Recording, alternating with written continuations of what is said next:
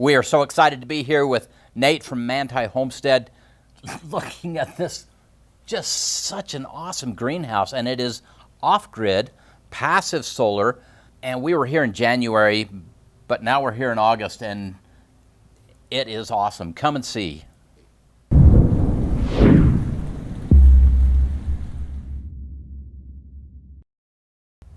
Hey, Provident Preppers, I'm Jonathan, and we're here with Nate from Manti Homestead, and we are in a greenhouse that just is full of awesomeness.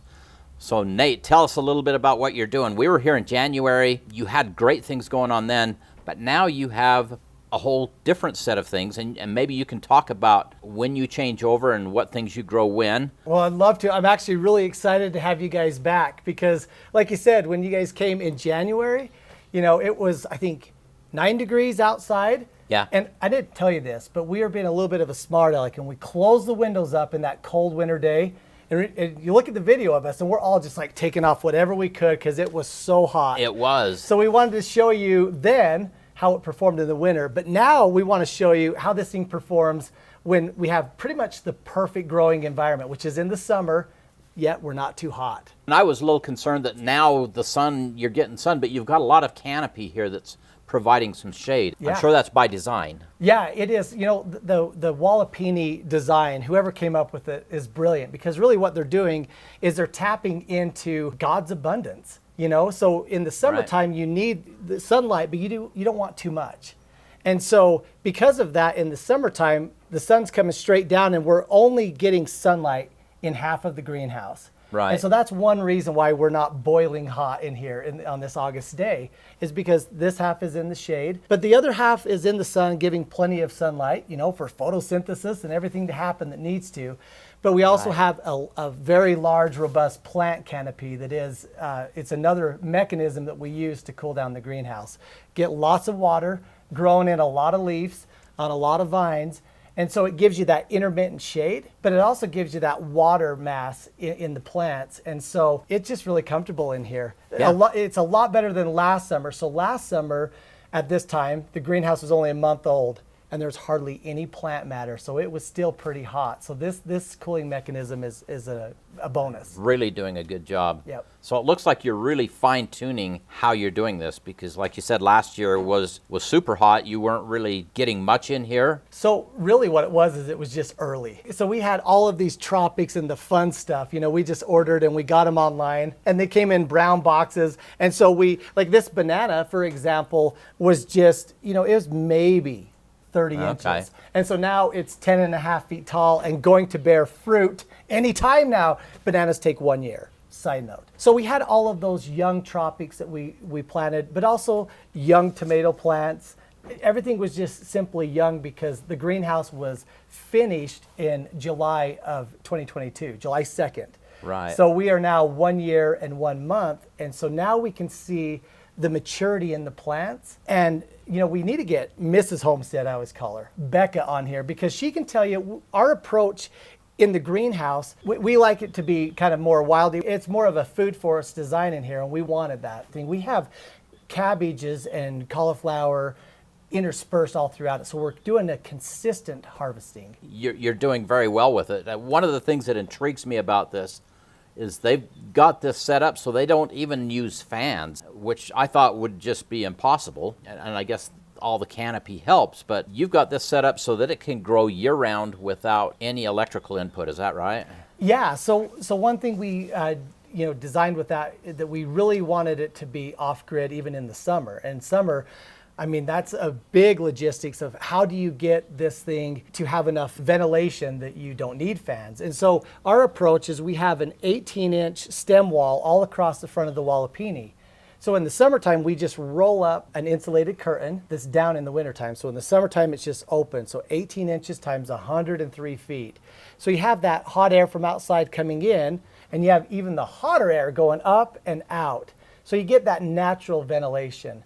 And we did that because my goal was just, we really wanted it off-grid. To grow your own food, especially in an emergency scenario, that was the goal. Right. Now that we've kind of reached that goal and we've done it 1 year and we can see its success, I might add some automation in. So I might add some solar panel with some other fans and see if we can make it even more efficient. But it was just really important to me to show 1 year through a winter, 1 year through a summer, and show off-grid success. That is really awesome, because we don't know at what point we may have to deal with this. And there's a lot of greenhouses that are set up with all the automation and with all the fans, but if they don't have the energy to run those, they're going to be in trouble. So yeah, this was such an awesome thing to pull off. I was going to mention that something that I really enjoy on your channel. I mean, we found your channel years ago watching Kylene do the freeze drying. But something that I've loved on your channel is you have a consistent voice, and it's usually you talking about grid down scenarios, EMP scenarios. Right. And I think that those kind of voices, I mean, we don't know what the future holds, and we surely aren't living in fear. No. But we're trying to live preparedness mindset. And so as I've come across your videos talking about those scenarios, I think that that's very important to put yourself in different situations and think, can I do whatever prep you're working on? Can I do that prep in maybe the hardest environment, like a grid down scenario? So those videos really kind of shaped me on my desire to really push, try to tap into as much technologies that are out there to truly make it off-grid, just in case. Certainly, we hope we don't have to deal with that kind of situation, but the engineer in me always says, okay, we've got to look at the worst case and plan for it, and then if we plan for the worst case, you know, whatever comes, it's just going to be, we'll make it an adventure, and it'll be fun, and it will help a lot of people. Yeah, so now like this next, I would say we'd do it this year. I've got some other projects. We're also doing some remodeling of some old historic pioneer properties right now. Normally, I would have already started some of the automation and some of the other technologies that we're going to bring in, like solar and some other fans. That's going to come eventually, but now that we've got the base, the core. We're kind of towards the end of summer, maybe? Yeah. Where do we go from here? What happens over the next few months as we roll back into winter? Tell us kind of where we head from here. Yeah, that's a great question, because even though we've been through an August and a September and October one time last year, the greenhouse was so young. So this year, we're really experimenting. Like the greenhouse design, everything is like A+. I really like the way it turned out. But the gardener in me and the gardener in Becca still has a lot of room to grow. Gardening is a lifetime skill. My grandpa had it, and I'm trying to get it. And I realize that we're going to learn more and more things of what does and doesn't work. So, for example, we have tomatoes growing on the back wall that we planted from seed in January. And now it's seriously about 12 feet tall, and it's on the back part of the greenhouse. So it's actually mostly in the shade right now. Right. And then the ones that are on the south-facing wall are in full sun, and they're getting a lot of produce right now. What I'm hoping as an experiment, and I'll have to report in a few months, is I'm hoping that as the sun shifts and then starts shining more toward this back wall, September, October, November, December, I'm hoping that these back tomato plants that are being used currently as shade then get a ton of sun input and then start growing. So I'm trying to find out all of the little micro atmospheres and climates inside the greenhouse to see if I can keep making food production better and better. Now, we did have BLTs in January in here. I'm just trying to make it more efficient, and that comes from the gardening part of me that needs to learn. So if you have gardening tips, put it in the comments. Absolutely. Share this information, because I read it. It is important. Yeah. It's huge, yes.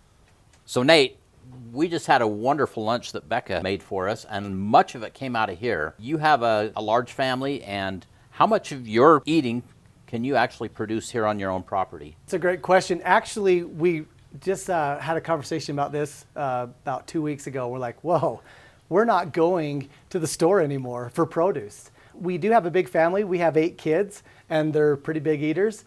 And so there's 10 of us in our household. And the way that Becca has it set up with that food forest, she harvests on particular days of the week. When we harvest a cauliflower, and then she'll get that with the other things for like salads, like for after school snacks, I should say. So she'll cut up that cauliflower with some broccoli, with some carrots, or with some beans or peas that then the kids can after school dip into ranch. And so we're harvesting on pretty much a daily basis. So if we want a BLT, we just come out here and grab the tomato. If we're making the Sunday goulash staple at our house, we come out here and grab the celery and the onions. it's been really rewarding. I mean, that's kind of the goal. Right. There's a lot of concerns that people have about how clean and pure and good is our food supply. The nice thing about growing anything your own, whether it's in your Walipini or outside on your grow bed or in your backyard garden, is you know where it came from. And then the other thing is you cannot replicate the taste of fresh produce. It's really been fantastic to have fresh vegetables. The health aspects, and I think there's a lot of it just bonding with the earth is so healthy and especially like for your children to be involved with this and actually be getting their hands dirty and enjoying the benefits of this. Just such a wonderful thing for the family to be involved here and to save a huge amount of money on your grocery bill. Yeah, because with gardening, the wonderful thing is that it teaches the kids the law of the harvest, which is way more applicable in life than just simply gardening. That they learn that, wow, this was a lot of effort up front, but wow, this is giving us a garden in Utah in the middle of January and February, and so they see that the hard work of infrastructure paid off. But the other thing too is that, when we plant seeds, that if we water them, if we take care of them, then it does this. I think in our society, we need more of those lessons that, there's not instant gratification, that it's okay to save up and get a down payment and then buy a modest house. You know what I mean? We're losing a lot of the larger lessons, I think, because we are not back to our roots. We're not grounded. Gardening, it grounds you. It teaches you wonderful, wonderful principles. Well, thank you, Nate. This has been a wonderful revisit of this greenhouse. We have thoroughly enjoyed it, and you have some wonderful experience and your own set of videos that can help people do something similar, whatever scale they can. So how can they reach out to you and how can they find your work? Oh, thank you. Yeah, so our YouTube channel is called the Manti Homestead on YouTube. And one thing that, if your audience is interested in greenhouses, if you go to the playlist on the Manti Homestead, one of the playlists shows the construction of this greenhouse. One of my desires is anything that I've learned here, good and bad, is to just give it away. So everything that I did, from the cold air drops to the stem wall, the ventilation, the thermal mass, insulating and over insulating, how we water, all of that is on that playlist. So I have construction videos 1, 2, 3, 4, and 5. So that might be something that's helpful. The other thing on our small channel, it's not just the greenhouse. We have a bunch of different interests. We have meat rabbits and chickens, and my wife has 2 milk cows.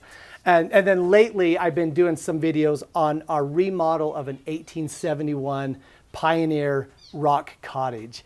And so it ties into that prepper theme. We're trying to, to expand the homestead for specific reasons. So there's a variety of videos on our YouTube channel, and we should surely welcome any of you to come over and watch.